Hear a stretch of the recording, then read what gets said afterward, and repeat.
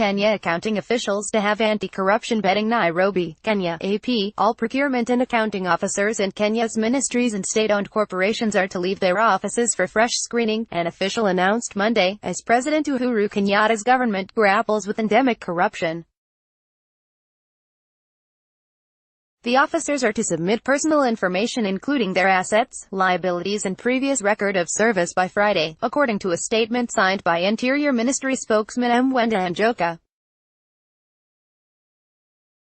He said he does not know how many officers will be affected, but some experts say that more than 500 officials will have to step away from their jobs and submit to new scrutiny. Whereas the exercise is geared toward determining suitability to continue holding public office in the public trust and promote confidence in the public service, the same will be undertaken in a fair and objective manner, the statement said.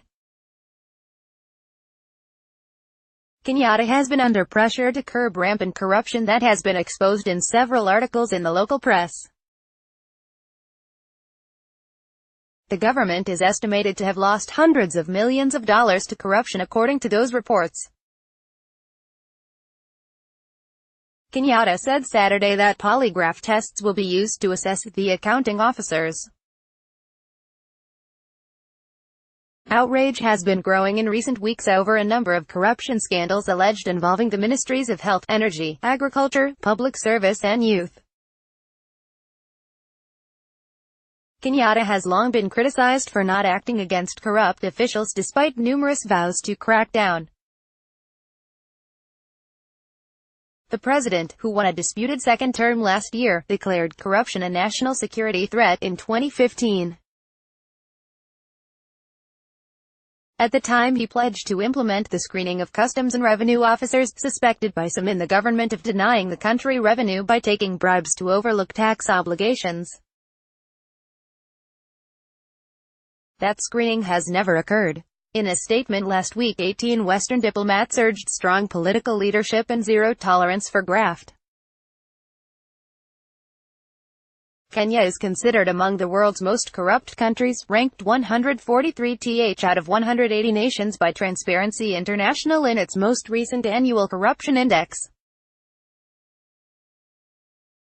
But many Kenyan anti-corruption activists have rejected the government actions.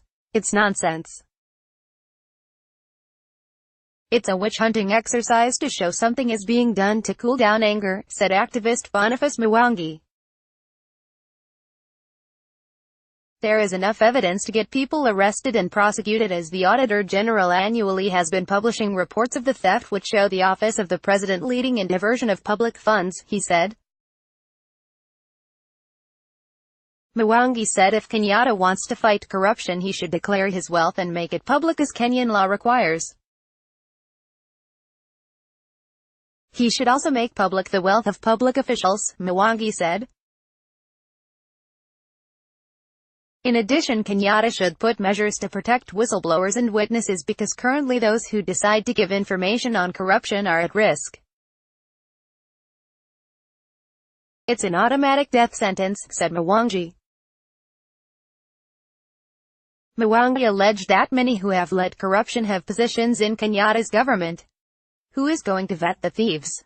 Thieves, asked Mwangi.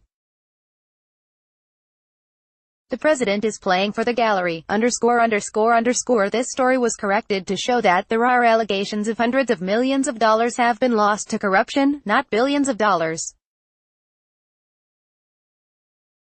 Copyright 2018 The Associated Press. All rights reserved. This material may not be published, broadcast, written or redistributed.